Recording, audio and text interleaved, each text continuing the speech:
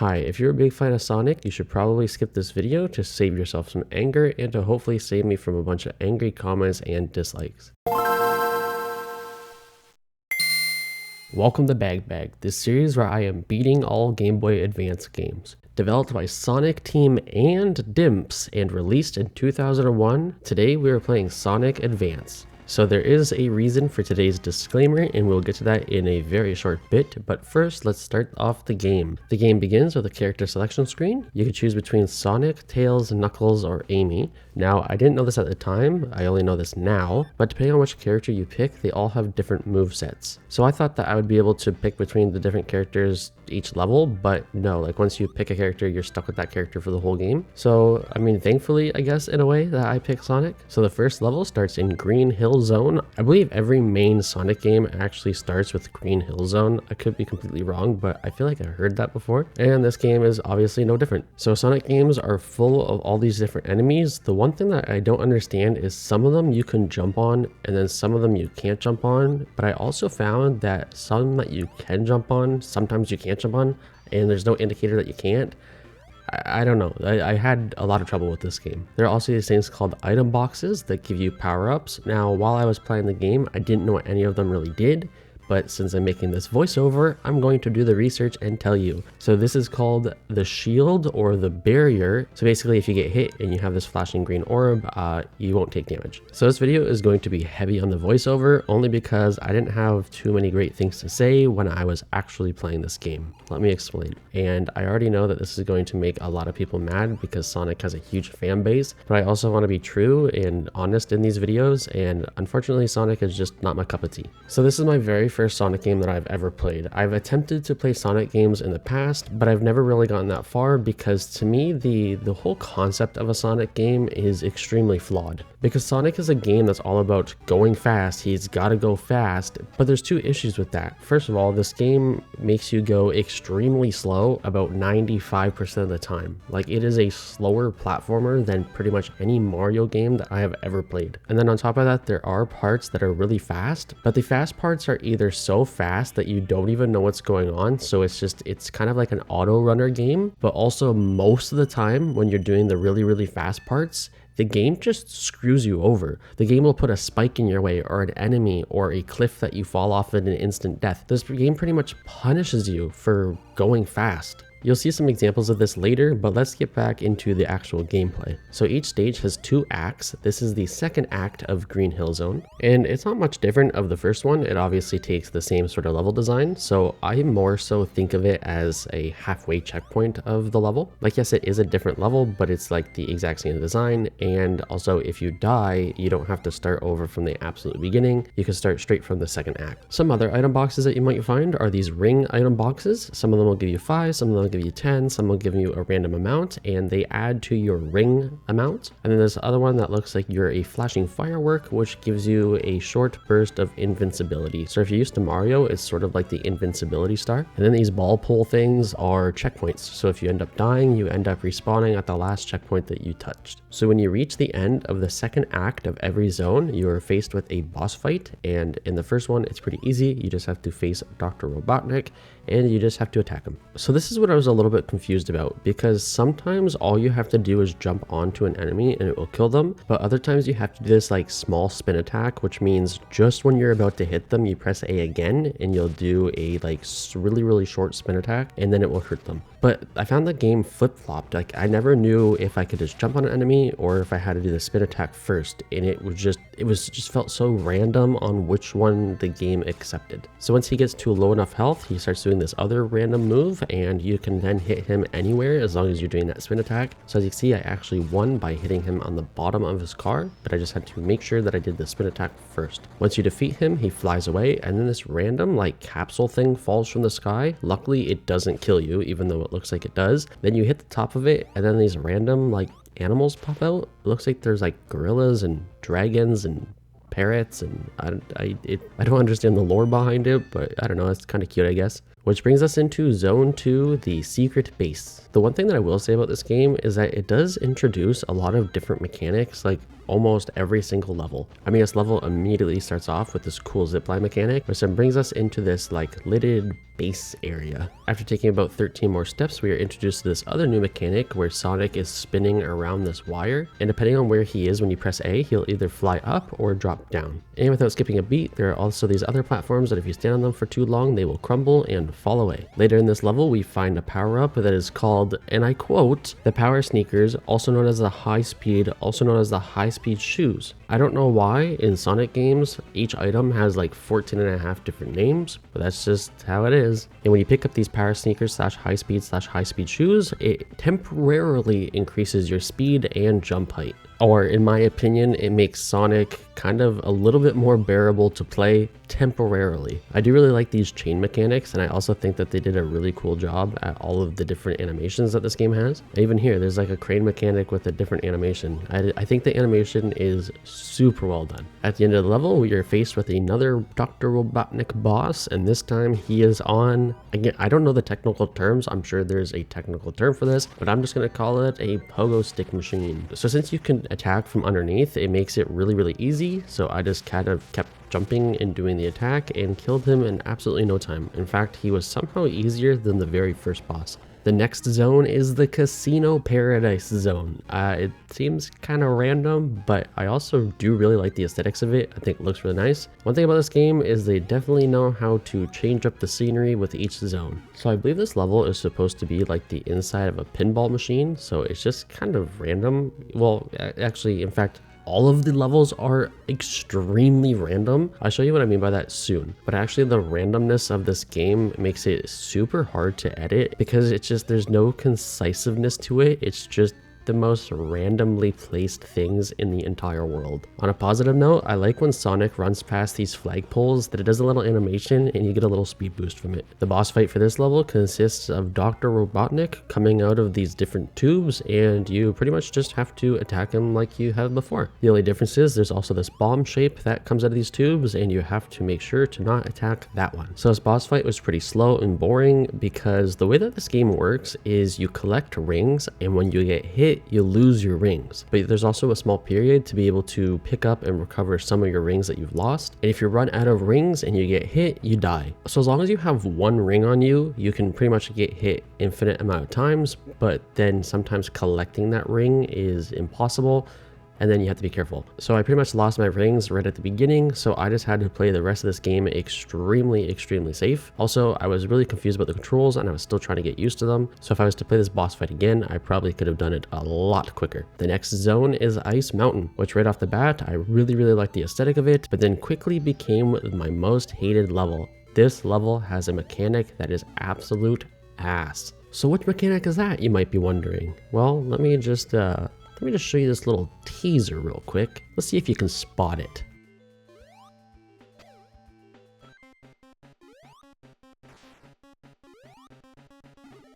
If you guess breathing mechanics underwater while Sonic moves like f***ing molasses, you'd be correct. So another one of my main complaints about this game is the fact that Sonic controls really badly. Like when you start pressing left or right, you have to wait a couple seconds for Sonic to actually start gaining speed to even make any sort of movement. And then combine this with the weirdly precision required platforming, it's like a horrible recipe. Pretty much what you have to do if you want to jump left or right or something off of a moving platform, you have to know that you need or want to do that and begin running multiple seconds before you hit the jump button. Otherwise, you're not going to gain any momentum, and then you're just going to jump straight up and down instead of up to the left or up to the right. Again, it just feels like it goes against what this game is supposed to be. It is supposed to be a gotta go fast moving platformer, but then he takes forever to gain speed. That's why I said earlier that getting the red shoes makes this game a little bit more tolerable, because you actually start moving, you know, how you almost should be moving from the beginning. And here's just an example of like the fast moving that just keeps getting interrupted and annoying. So right here, we're going fast. Yeah, this feels good, and you hit a wall. Okay, well, let's start over. Okay, yeah, we're going fast and we hit a wall and we fall down. And luckily I avoided those spikes, but it's like it was aiming me right for those spikes. Why is this game about going fast? But then every time that you allow someone to start going fast, you're like, hey, by the way, we're gonna throw all these walls and spikes and everything in front of you. But honestly, that's my smallest problem right now because this boss fight is the most bullshit boss fight ever. So of course you're fighting in water because why not? So now you move at the speed of plankton and maximum overdrive, but not only do you move slow, but you still have to breathe because there is that stupid breathing mechanic in this stupid level. So what do you have to do? Well, you pretty much have to predict where these ice columns are going to fall so you can preemptively jump for them because it's going to take you forever to jump. So you can stand on top of them and then you can jump out of the water so you can take a small freaking tiny little baby breath of air that will last for 13 nanoseconds. Oh, sorry, you died? Oh, okay, yeah, just do the whole level over again. Oh yeah, also, by the way, don't pick a different character because if you pick a different character, you start the game over again. I'm just gonna fast forward to this whole level again just so you can see what a Sonic level looks like from beginning to end. And so you can live through my misery at 800% speed.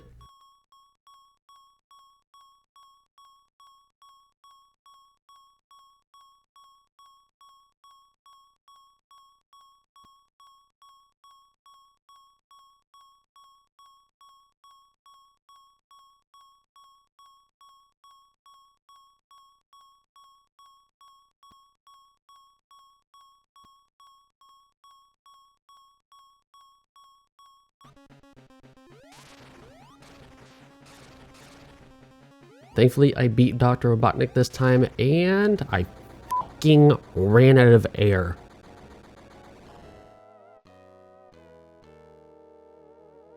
Thankfully, not too much longer, I finally got that stupid fucking bald-headed stupid bitch fucking bullshit fucking bitch. I finally killed him, which means we get to move on to Angel Island Zone, where I immediately took a break because the previous boss pissed me off so much and I didn't want to taint my experience of Sonic. Like I said, I don't know the lore behind Sonic, but when you kill enemies in this game, they turn into like cute little animals, and these are the same animals that you release at the end of the level. So I don't understand why, but that's kind of interesting maybe. Apart from the cool wind tunnel, this level also has these like wooden wheels that you run on to lower them and raise them. And hey, for you in the back, I know what you're asking. You're gonna ask, hey, does this game have any of those like falling out of the world insta-death areas? Yes, it does. But luckily the game knew that we'd probably die there and put a checkpoint. The only issue is that when you die, it starts you off with 0 rings instead of keeping the amount of rings that you had before you died, and we insta-died from touching the chameleon. Like honestly, if you're not going to start us off with the exact same amount of rings that we had when we died, could you at least put 1 ring in front of the checkpoint? And to make matters worse, that was literally the ending of this act.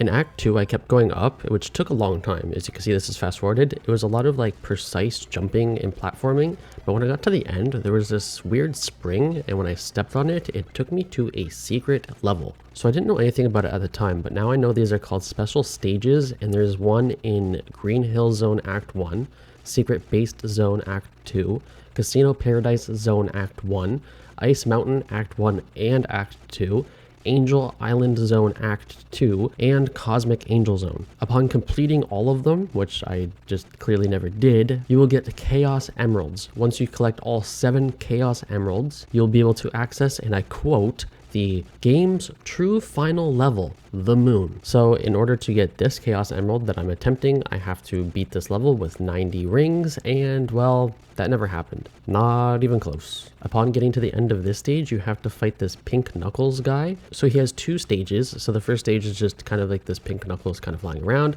And then the second stage, he turns into this like robotic Knuckles and he shoots these heat-seeking missiles at you. Honestly, it's not that hard, and I'm really lucky because I beat him with 0 rings, and then we just go to the next level. We don't actually end up fighting Dr. Robotnik in this level at all. The next level is Egg Rocket Zone. Now this level is kind of unique in the way of all the previous levels have just been counting up, meaning you don't really have a time limit at all. But this level, once you get into this area where this like really long cutscene plays, the timer starts counting down. So now you have a time limit of 5 minutes to complete what it wants you to complete. And like I said earlier, with these Sonic games, there's not like a very clear A to B route. It's more just like a free-for-all, figure it out, find the ending. So now you have this countdown, and you also have this world that just feels like just random shit placed everywhere. It is super hard, unless you obviously know what you're doing, to figure out where you're supposed to go. So for example, right here, you can go left or right. I don't know which way is the proper way, so I just pick a direction. Eventually, when you do find the correct way to go, the level splits off and the timer resets to 5 minutes.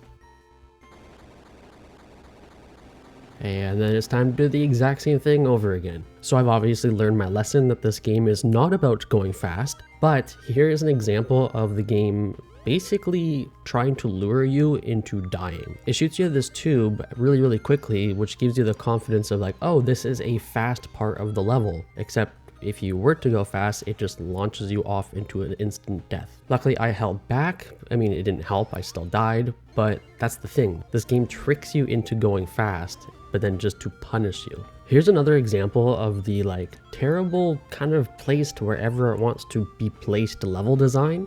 There's this area where I can jump on the spring, go over to the right, and pick up this power-up. I mean, the whole purpose of that spring is to get up here to get that power-up. I think we can all agree on that. So then I continue the level, and I continue to go up. I'm gonna fast forward this part so you guys can see the whole journey.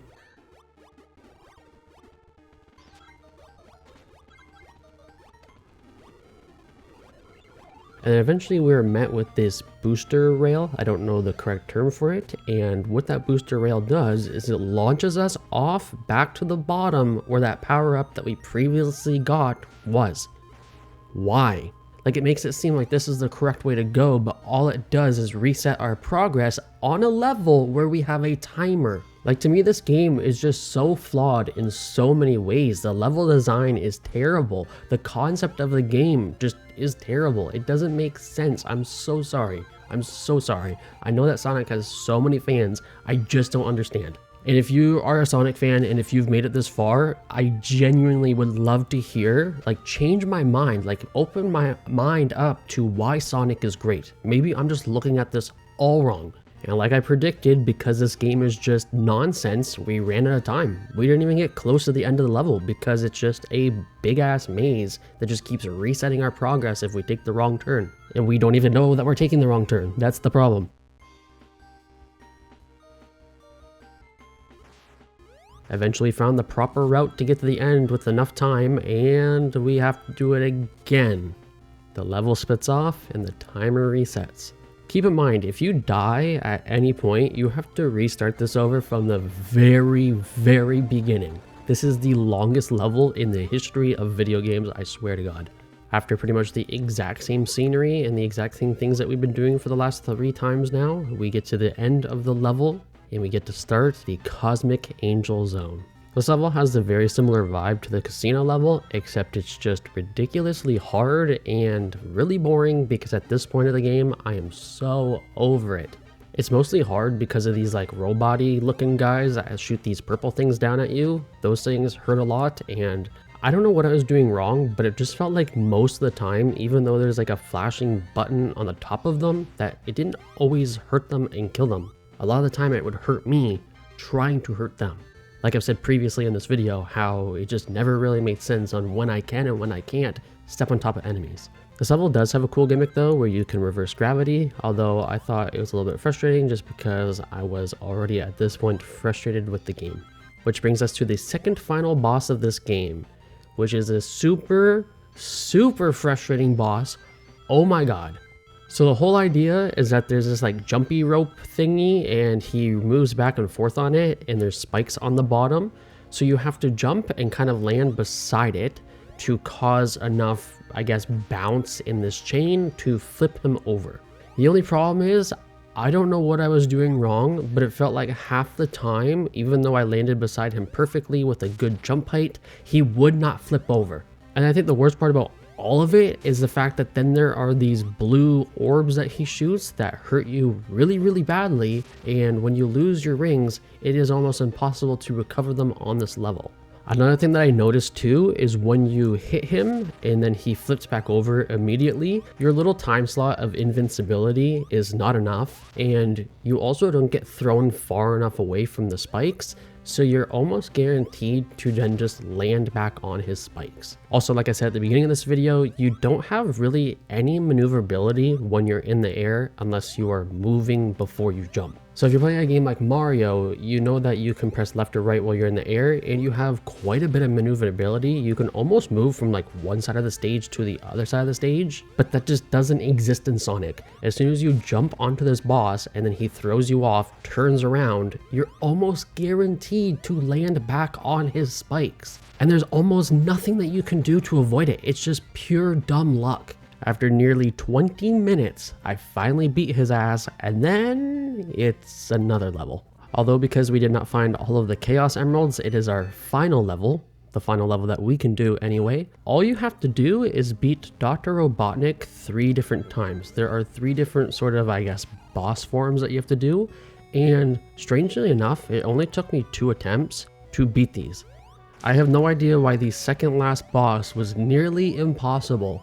Yet the final boss, or the final boss for me, it was so easy in comparison. Although I'm not really complaining because that means that we are done this game earlier. So the first boss form is pretty easy. You just avoid the Miley Cyrus wrecking ball and you hit his body. After that, you continue on to the next form, which is even easier. He is in this car drill and he just goes by the screen really slowly and you just jump on his head. That's it. Like I'm not even going to cut this footage. I'm just going to allow you to see how ridiculously easy that this part of the boss is. And that's about it. Now we're moving on to the third form.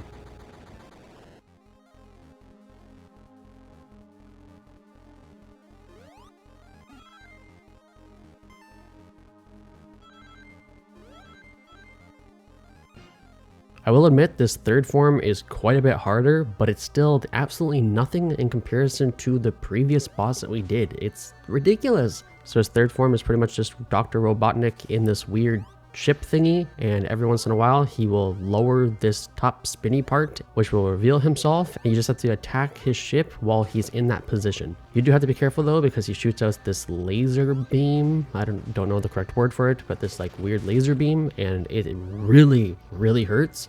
So as long as you avoid that laser beam, and if you hit him when his face is showing, he's no problem. Like, he's actually pretty easy, all things considered. He also seemed to switch between different attacks. So when I died and I went back to fight him, it seemed that he was using this grappling attack where he would grab you and shake the shit out of you. Honestly, I kind of preferred that over the laser beam because the laser beam did quite a bit of damage. But after no time at all, I defeated him, and then we get this cute little cutscene. And that right there is the sweet ending of this game that I, unfortunately, did not like very much. I also think that's funny, at the end of the credits it says, hey, go collect those emeralds, which I am not going to be doing. Thank you very much.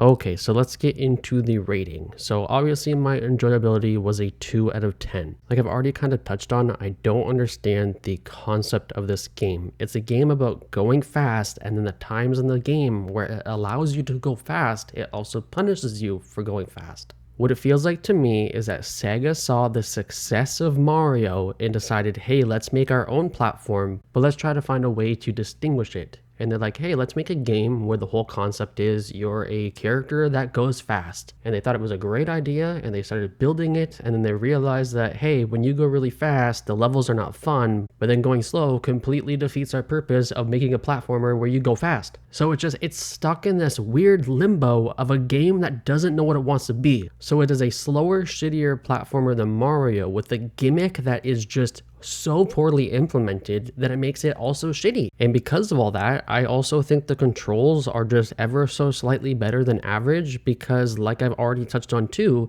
if you want to jump from a platform to another platform, which you have to do quite often in this game, you have to preemptively start moving and gain some speed before you jump from one platform to the next. And when you have moving platforms where you have to make a precision jump, you have to know to start running before the platform reaches its peak, so then you'll have time to make the jump and land the jump. I just think it's another part of this game that is just horribly designed. I'm sorry. What I'm not sorry about is the graphics, sound effects, and music. I think that they were all really well done. I thought the graphics looked great. I thought the animations of them were amazing. I thought the sound effects fit the game really, really well. And I thought the music was pretty great. Those are the three areas that this game really shines, and that's what's contributing to the overall average rating of 6.4 out of 10. Now, after I've pissed off pretty much every single one of my subscribers with this video, let's see which game that we're going to play next.